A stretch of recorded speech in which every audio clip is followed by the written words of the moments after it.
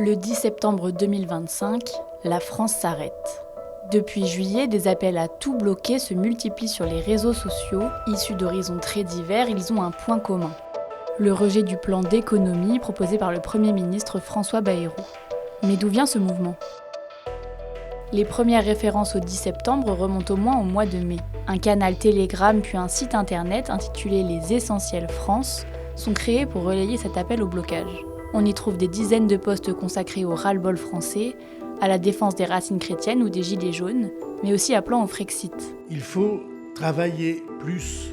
Il faut que toute la nation travaille plus pour produire et pour que l'activité du pays dans son ensemble soit plus importante dans l'année et pour que la situation de la France s'améliore.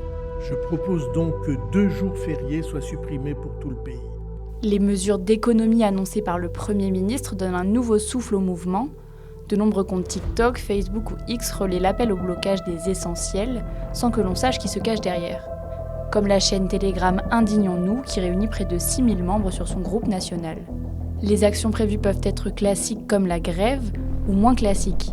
Par exemple, arrêter d'utiliser sa carte bancaire, de fréquenter les supermarchés ou de prendre le métro. Un blackout citoyen.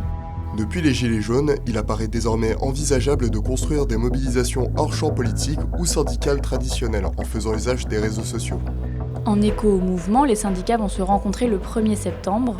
Plusieurs unions locales et fédérations de la CGT ont déjà prévu de se mobiliser le 10.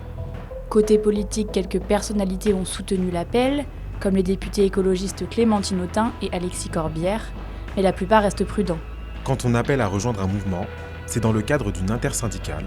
Là, ce n'est pas le cas. Par principe, on ne s'improvise pas instigateur de manifestation.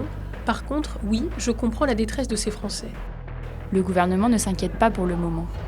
Mais il suit attentivement le mouvement, qui rappelle celui des Gilets jaunes, qui avait interpellé par son ampleur inattendue en 2018.